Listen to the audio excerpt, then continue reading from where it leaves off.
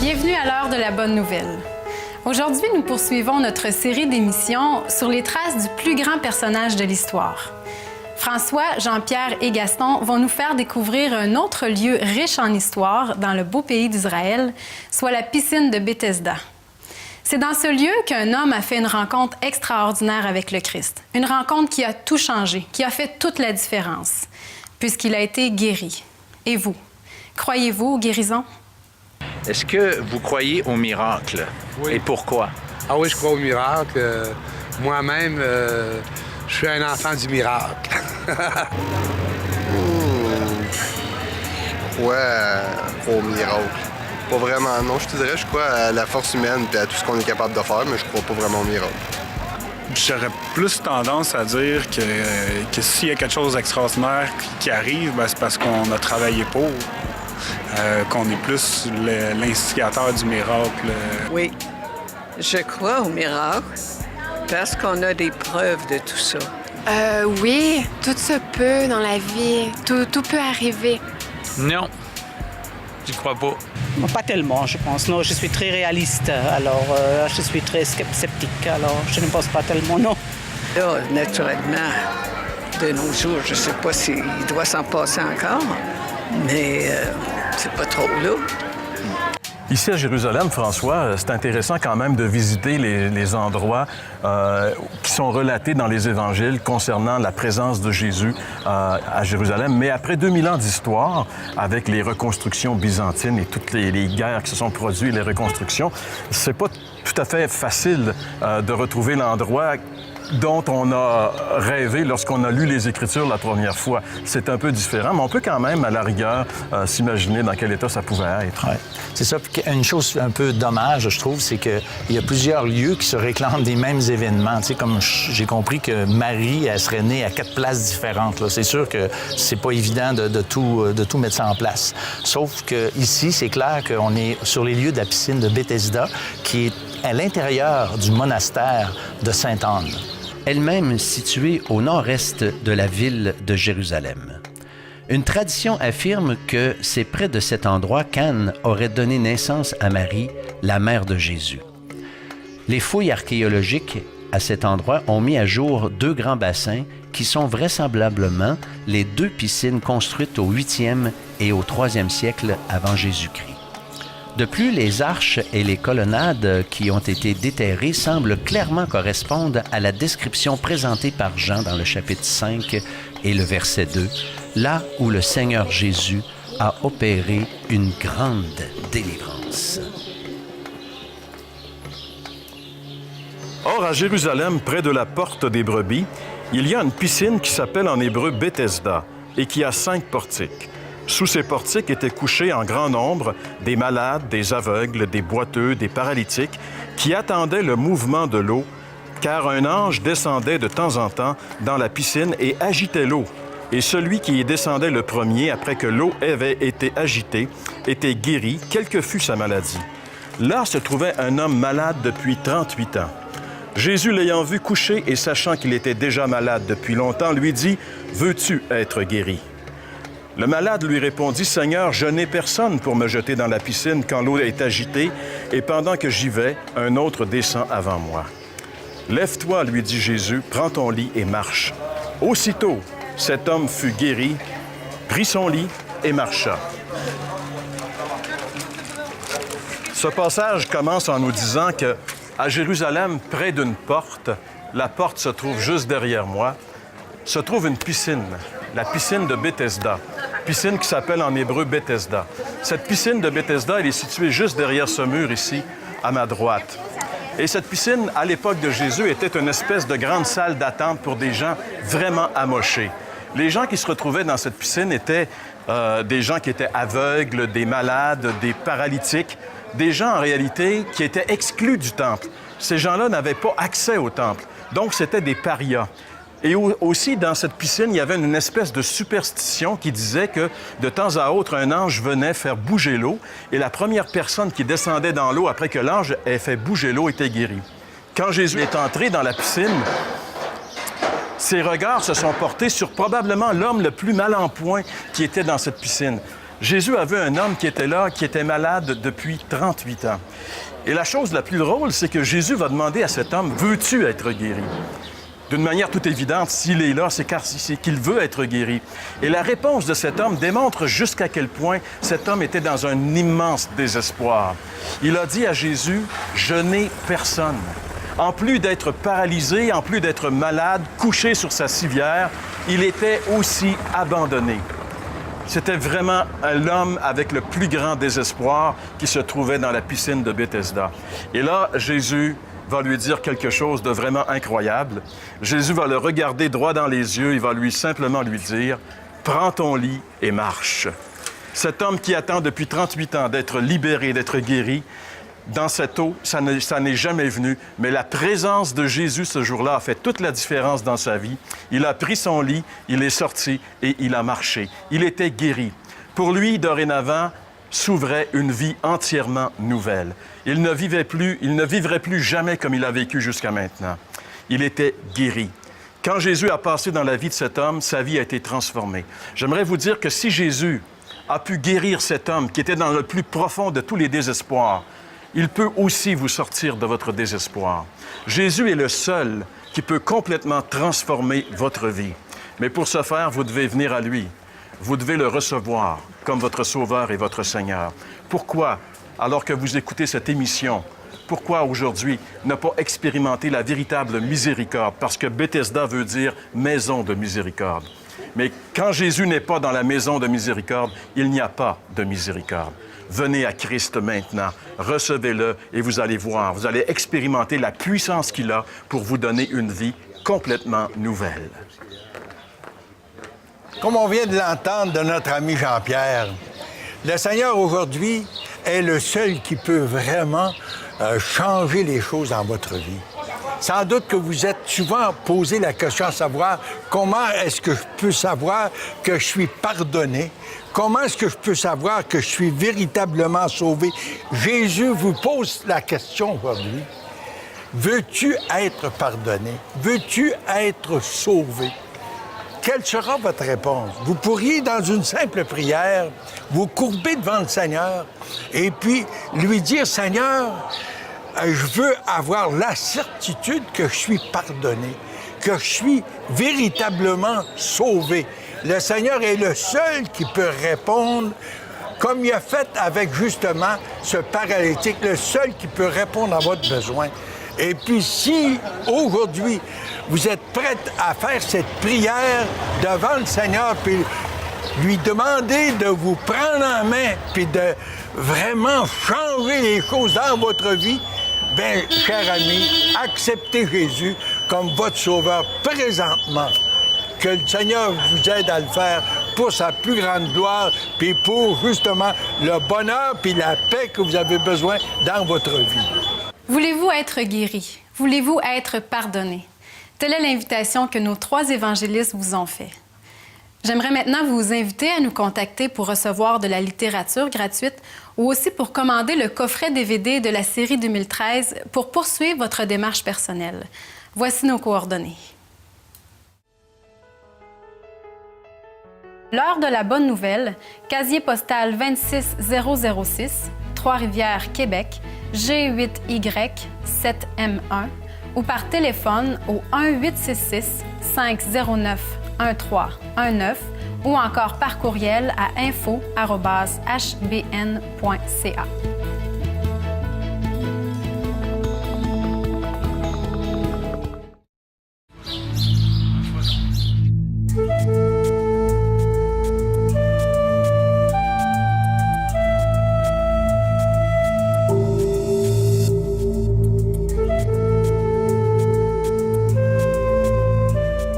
Nous sommes présentement sur la route qui s'appelle la route du bon samaritain. Et bien sûr, ça fait référence à cette parabole que Jésus a contée un jour, alors qu'un homme religieux, un docteur de la loi, lui avait demandé qu'est-ce qu'il faut faire pour être sauvé. Et Jésus lui avait simplement dit « Qu'est-ce que tu vois dans la loi? » Alors, comme il la connaissait très bien, il dit « Il est écrit, tu aimeras le Seigneur ton Dieu de tout ton cœur, de toute ton âme, et ton prochain comme toi-même. » Alors Jésus a dit simplement « Fais cela, et tu auras la vie éternelle. » Mais ce docteur de la loi, voulant prendre Jésus en défaut ou voulant se justifier, comme le dit Luc dans l'Évangile, dit à Jésus « C'est qui mon prochain? » Et c'est là que Jésus a conté cette histoire qu'on appelle la parabole du bon samaritain. Un homme descendait de Jérusalem, qui est juste ici, vers Jéricho, et en chemin, des brigands ont attaqué cet homme, l'ont dépouillé et l'ont laissé à moitié mort. Et ce qui est intéressant dans cette parabole, c'est qu'on voit jusqu'à quel point Jésus n'aimait pas tellement, en réalité, l'institution religieuse de son temps, parce que c'était des gens qui privaient justement le peuple, le commun du mortel, d'avoir accès à la vérité. Jésus dit, il y a un lévite qui passait. Donc, un lévite à l'époque, c'était un membre du clergé de l'époque. Et quand il l'a vu sur la route ici, lorsqu'il a vu cet homme, il a passé outre. Il l'a vu dans son état, mais au lieu de prêter service et d'aider cet homme-là, il est passé à côté. Et Jésus dit, après lui, il y a un sacrificateur qui est passé, qui a vu l'homme, mais qui lui aussi s'est détourné. Et là est arrivé un Samaritain. Et on sait que pour les Juifs, les Samaritains, c'était des gens, des parias, des gens avec lesquels ils ne voulaient même pas avoir de communication. C'était pour eux des gens de deuxième importance. Et cet homme, ce Samaritain, lui, a pris l'homme qui était à terre, l'a guéri immédiatement avec de l'huile et du vin, et l'a pris sur sa monture et l'a amené à l'hôtel qui était le plus près, l'hôtellerie. Et nous croyons, selon la tradition ici, que les murs qui sont ici représentent cette hôtellerie qui était sur ce chemin entre Jérusalem et Jéricho. Et il a mis l'homme ici. Et il a dit au propriétaire de l'hôtel, il lui a donné un montant d'argent, il lui a dit, garde-le tant et aussi longtemps qu'il ne sera pas revenu en bonne santé. Et s'il te manque de l'argent, mec, quand je vais revenir, je vais payer la différence. Et l'homme est parti. Et là, Jésus, après avoir conté cette histoire, demande à ce docteur de la loi, c'est qui son prochain dans l'histoire? Évidemment, le docteur de la loi ne pouvait pas dire autrement que le Samaritain, ce qui était pour lui très difficile à admettre, mais c'était quand même la vérité. C'était celui qui avait fait du bien à l'autre. Cette parabole nous démontre beaucoup de choses, évidemment, mais par-dessus tout, je pense que le bon Samaritain ici, c'est Jésus. Jésus qui nous voit, chacun de nous, sur la route de la vie, souvent meurtri, souvent écrasé par les événements, mal pris. Et comment faire pour s'en sortir? Jésus est là, il est prêt à nous prendre. Et surtout, vous savez, chacun de nous, nous avons été détruits par le péché. Nos vies sont en lambeaux et la religion ne peut rien faire pour nous. Cette parabole démontre que quelque homme religieux que ce soit peut rien faire et très souvent, les gens religieux vont justement se fermer les yeux devant la misère humaine. Alors que Jésus, lui, il est là, il est prêt à nous prendre. Et l'idée de nous amener à l'hôtellerie, c'est qu'il prend soin de nous. Et ce qui est intéressant ici, c'est qu'il dit à l'hôtelier, s'il manque de l'argent, quand je vais revenir, je vais payer la différence. En réalité, il prend la charge sur lui. Et ce que Jésus a fait pour chacun d'entre nous sur la croix, c'est qu'il a pris toute la charge de nos péchés sur lui et qu'il a payé entièrement pour tous nos péchés, passés, présents et futurs, afin de nous donner un salut complet. Cette petite histoire ici que Jésus a contée et qui se déroulait dans cette belle région nous rappelle que le seul qui peut vraiment prendre soin de nous, c'est le Seigneur Jésus. Alors pourquoi ne pas venir à lui maintenant, sans tarder?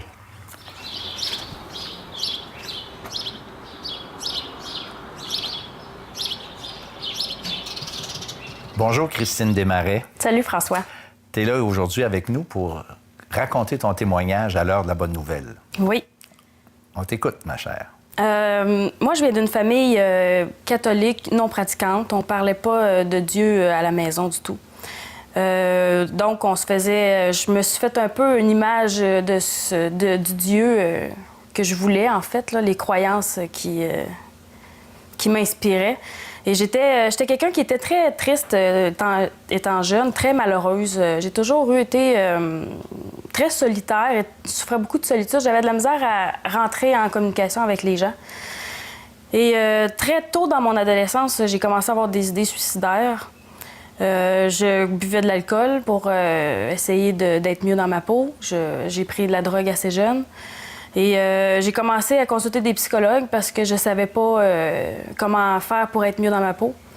Et j'ai suivi beaucoup de thérapies. J'ai lu beaucoup de livres sur le bonheur, sur les blessures du passé, comment être mieux dans sa peau. Et plus le temps passait, plus j'étais de moins en moins bien. Et j'ai commencé à suivre des cours de croissance personnelle. J'appelais des lignes d'entraide. Et ça passait pendant un temps, mais ça finissait toujours par revenir encore plus fort. Ma solitude, mon vide en dedans, mon fardeau, ma tristesse. Puis en 2010, j'étais avec mon chum, on avait 2 enfants. Et lui, il fréquentait un ami chrétien évangélique. Et il lisait la Bible, il lisait le Nouveau Testament. Moi, je n'étais pas intéressée du tout, j'étais vraiment fermée. Puis on se chicanait beaucoup. Puis un soir que j'étais arrivée chez moi et là, il m'a dit que le Seigneur avait changé sa vie, qu'il voulait suivre le Seigneur et que Jésus était mort pour ses péchés. Puis là, vraiment, ça m'a vraiment mis viré à l'envers. J'étais sûre que c'était terminé. Là. On avait 2 enfants, puis on s'en allait pas pantoute dans la bonne direction. Puis honnêtement, moi, je pensais qu'il était rentré dans une secte. Puis il m'expliquait que Jésus était mort pour nos péchés, puis moi, je comprenais rien. Je voulais pas comprendre, puis ça m'intéressait pas. Puis ça a duré pendant quelques temps comme ça, où on se parlait pas, où j'étais vraiment fermée. Et puis, un moment donné, je me suis dit que ça n'avait pas de bon sens, qu'il fallait que je comprenne où ce qui était rendu, qu'est-ce qui s'était passé dans sa vie. Donc, son ami chrétien m'a invité dans un déjeuner de l'espoir. Donc, je suis allée.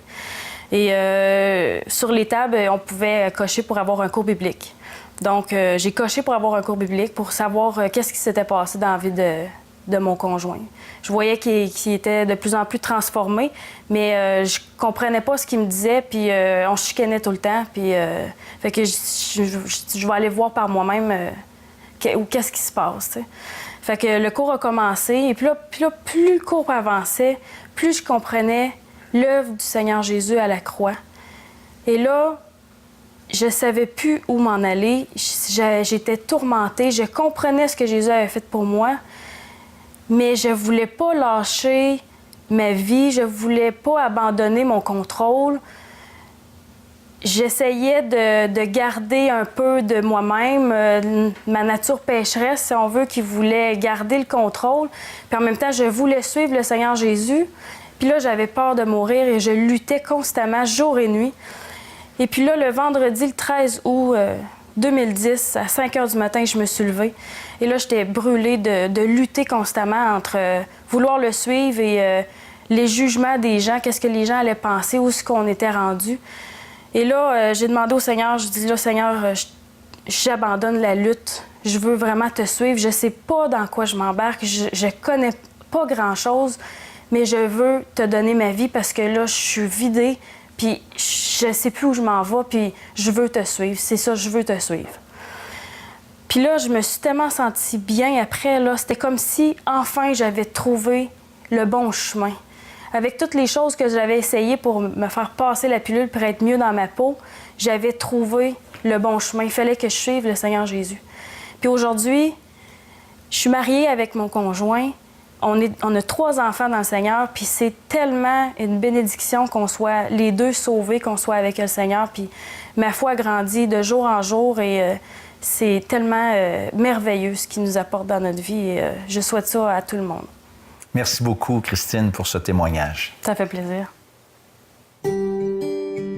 Vous aimeriez entendre le témoignage d'autres personnes transformées par le message de l'Évangile? L'heure de la bonne nouvelle vous invite à participer à l'un des nombreux déjeuners de l'espoir. Ces déjeuners ont lieu dans plusieurs restaurants réputés de la province et vous sont offerts gratuitement. Pour connaître les détails concernant l'endroit, la date et l'heure pour votre région, composez le numéro sans frais 1-866-509-1319. Vous pouvez également consulter le site web www.déjeuner.org.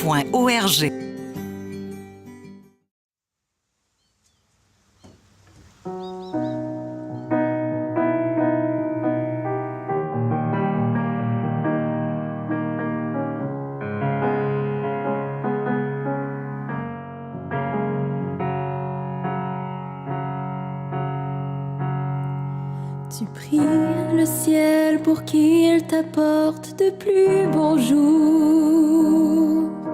Tu mets ton espoir dans les gens qui t'entourent. Tu vis à la recherche d'un confort, tout faire pour améliorer ton sort. En quête de paix, tu t'y perds. Le soir tu mets Dieu dans tes prières, le lendemain tu l'oublies aussitôt. Tu vis ta vie de la même manière, te demandant s'il répondra bientôt. Mais sais-tu qui il est vraiment? C'est qu'il est pour toi réellement?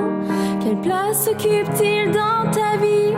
Est-ce que c'est lui qui te conduit? Mais sais-tu qui il est vraiment?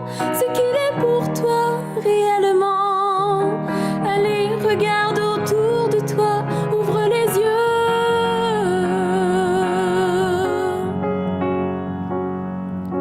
Tout ce qu'il y a autour de toi vient d'un seul auteur qui t'a créé et qui veut seulement ton bonheur. Ne vois-tu pas qu'il agit pour toi, qu'il veut te montrer qu'il est bien là? Mais c'est à toi de le reconnaître. Mets-le en premier dans tes choix, laisse-le diriger tes combats, être la source de ton bonheur. Admets que tu as un créateur. Mais sais-tu qui il est vraiment? Ce qu'il est pour toi réellement? Quelle place occupe-t-il dans ta vie? Est-ce que c'est lui qui te conduit? Mais sais-tu qui il est vraiment? Ce qu'il est pour toi réellement? Allez, regarde autour de toi, ouvre les yeux.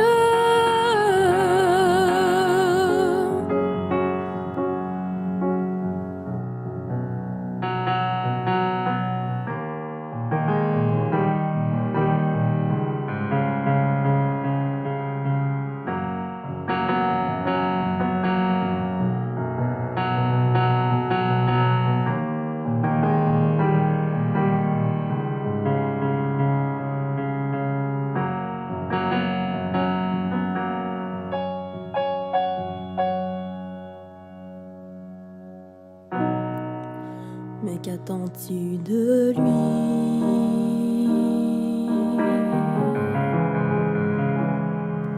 Il a déjà tout fait pour toi. Maintenant, c'est ton choix. Mais ne passe pas à côté de ta vie. Ne passe pas à côté de ta vie. Mais dis-moi qui il est vraiment? Ce qu'il est pour toi réellement? Quelle place occupe-t-il dans ta vie? Est-ce que c'est lui qui te conduit? Mais dis-moi qui il est vraiment? Ce qu'il est pour toi réellement? Allez, regarde autour de toi, ouvre les yeux.